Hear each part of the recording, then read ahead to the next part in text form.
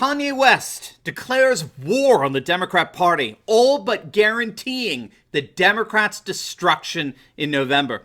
In this video, we're going to take a look at the bombs Kanye is dropping on the Democrats and precisely why such a bombardment promises to implode the Democrats in November like we never imagined possible. You are not going to want to miss this. Greetings, everyone. Dr. Steve here. I certainly hope you're all doing well. I look forward to this time with you each and every single day. If this is your first time with us in this channel, and you're looking for some daily encouragement and optimism in the midst of all the nonsense that's spewed from our left-wing Marxist media, you have found your oasis here on this channel. We analyze current events, analyze some super awesome conservative trends so you can live in the present light of even better things to come. So you know what to do if you haven't already done so. Make sure to smack that subscribe button. It'd be an absolute privilege to have you as a regular part of this channel where each and every day we have the privilege to together celebrate the inevitable collapse of left-wing globalism and the unstoppable rise of a new conservative age. Now, before we dive into things here, let's give a huge shout out to the sponsor of this video, and that's our very good friends over at BioTrust. If you think this through, with our rapid advances in science over the years, there are much more powerful ways and effective ways to boost your immune system than just taking mega doses of vitamin C. In fact, our sponsors over at BioTrust have combined four of the world's best immune supporting powerhouses along with that mega dose of vitamin C into their #1 immunity support product, Ageless Body. Simply put, Ageless Body provides you 5 of the most powerful immune support ingredients available. And if you click on the link below today, you can now actually get Ageless Body at their lowest price ever, 51% off with free US shipping to boot. So do not wait. Click on that link or go to agewithsteveturley.com and give your immune system an awesome boost today. All right, gang, let's dive right in here. Kanye West gave an extensive interview to Forbes magazine the other day where he did, in fact, reaffirm that he was going to run for president. Now, while the headlines tend to focus on Kanye renouncing his support for President Trump, the real significance of the interview was the bombshells that he dropped on the Democrat Party. And again, behind all the blustering headlines trying to spin this as negative for Trump, right? Fake news.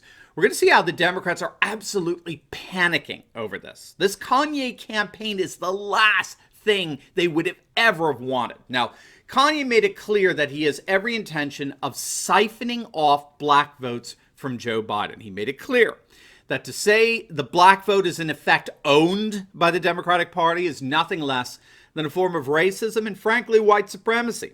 He said he believed Planned Parenthood, which is the #1 abortion provider in our nation, has been placed deliberately in inner cities by white supremacists in order to do the devil's work. Hello, Margaret Sanger. That he's completely opposed to abortion. We have to remember that that is very attractive to many conservative African Americans who would never vote Republican, but who would vote for Kanye. He claimed that Democrats were indeed threatening him. They're so panicked about how much he's going to siphon off the black vote and the young people vote that they're actually threatening him. And he said that this is precisely what the Democrats are doing emotionally to black people in general.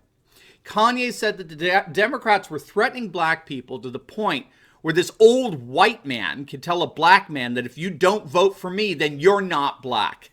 I mean, wow, bomb after bomb. So what sense should we make of all of this? Well, I think the key here to understand what's really going on, at least if we're taking an aerial level, a big picture approach here, is that the Democrats really only have themselves to blame for Kanye's candidacy. And that's because they chose to nominate perhaps the single weakest candidate imaginable. Now, follow me on this, okay? You're going to love it, I promise. Kanye is the consequence, I would say in many respects, the inevitable consequence of nominating perhaps the weakest candidate imaginable. Now, of course, I'm not talking about opinion polls. Opinion polls are bunk when it comes to who people actually vote for, either in the election or in the primary. Frankly, opinion polls mean nothing. Now, again, I think they have their place because they can help identify political and cultural trends. So when we read polls that show the vast majority of Americans believe that all lives matter more than only Black Lives Matter, when only 30% believe Black Lives Matter is more important than the slogan all lives matter, that's a legitimate snapshot of where the sentiments of our nation lie. But when asked, who are you going to vote for in the next election? Those kinds of opinion polls can be notoriously unreliable, as we learned in 2016.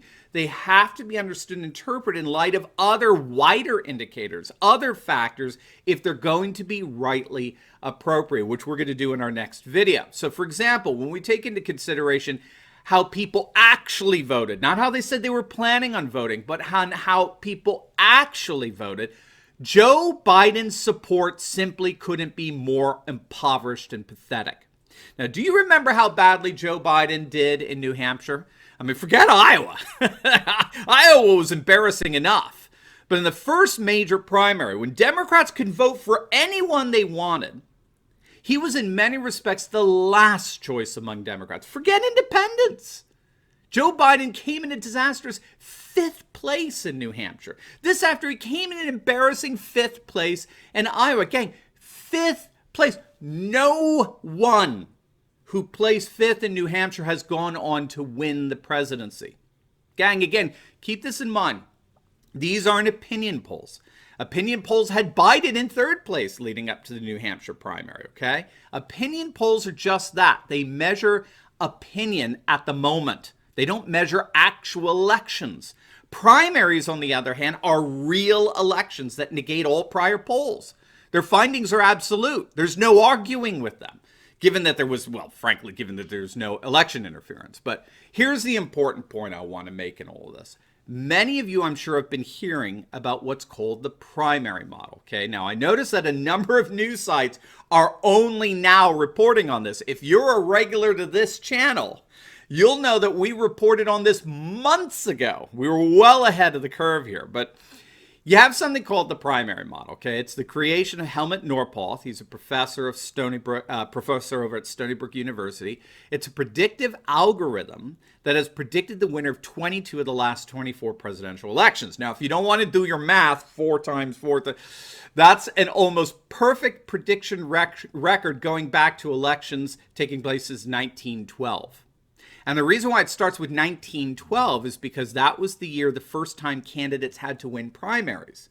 And the algorithm examines the primary vote pattern, particularly in the early primaries, that's key.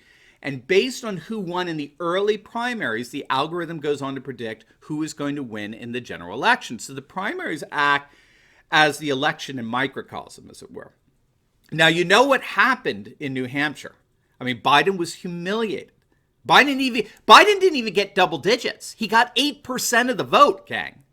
At the same time, Trump smashed prior records for turnout for an incumbent. Trump got nearly 3 times the vote that Obama got back in 2012, the last time an incumbent ran for re-election. Now, you don't have to be a genius. You don't need an algorithm to figure out that if Biden was humiliated in both Iowa and New Hampshire, the first caucus and the first primary, and then Trump set new records for the amount of votes an incumbent gets, you do not have to be a genius to figure out who the algorithm predicts will win the November election. Norpoth's algorithm gives President Trump a 91% chance at re-election with 362 electoral votes. So what does this all mean? What it means is that the Kanye announcement reveals precisely how weak Joe Biden and the Democrats really are. If there really was this massive support for Biden, Kanye wouldn't even be imagining the notion of running for president. But precisely because voters are so dissatisfied with the presumed Democrat nominee, that gives Kanye an opening to come in and, in fact, challenge the Democrat nominee. And make no mistake, Kanye is a massive threat to the Democrats. And no, he is emphatically not a threat to Trump. Trump's base, his voting demographic, is intact. And there's no evidence whatsoever that they're even remotely attracted to Kanye. All you have to do is look at how much Democrats are panicking over the prospect of a Kanye West candidacy. Look at this from good old confident CNN, the clown news network. The left-wing activists disguised as journalists over at CNN are begging. They're literally pleading for Kanye not to run because they know he will siphon off enough of the black vote and the young people vote to destroy any chance for the Democrats in November. Now, again, keep in mind, CNN does not know this, but it's actually even much worse than they think. Since Trump already has a 91% chance of victory, Kanye threatens to make the loss of the Democrat even worse. And you need to let that hit you. If Kanye is able to siphon enough votes away from the Democrats, again, we're talking blacks and young people, if he's able to pick up enough of their voting base and they already have a 91% chance of losing, I mean, folks, Trump could actually win California. Trump could win New York. That's the disaster that the Democrats are facing in November if Kanye really goes through with this. And again, more and more pundits are recognizing this. Kanye could indeed single-handedly smash the Democrat Party into pieces. And would that not be a wonderful gift for the good of our nation and indeed for the whole of the world? We'll certainly be keeping our eyes on how things develop here. But make no mistake, Kanye is the inevitable consequence of nominating someone so utterly pathetic as Joe Biden. So if the Democrats implode in November, as it increasingly looks like they will, they'll have only themselves to blame. Now, before you go, you will definitely want to check out my latest video I just uploaded. It's going to make your day. It's on Antifa terrorists and BLM activists getting arrested throughout the country as President Trump stomps on the far left. I think you're going to absolutely love it. So make sure to click on the link, and I will see you over there. God bless.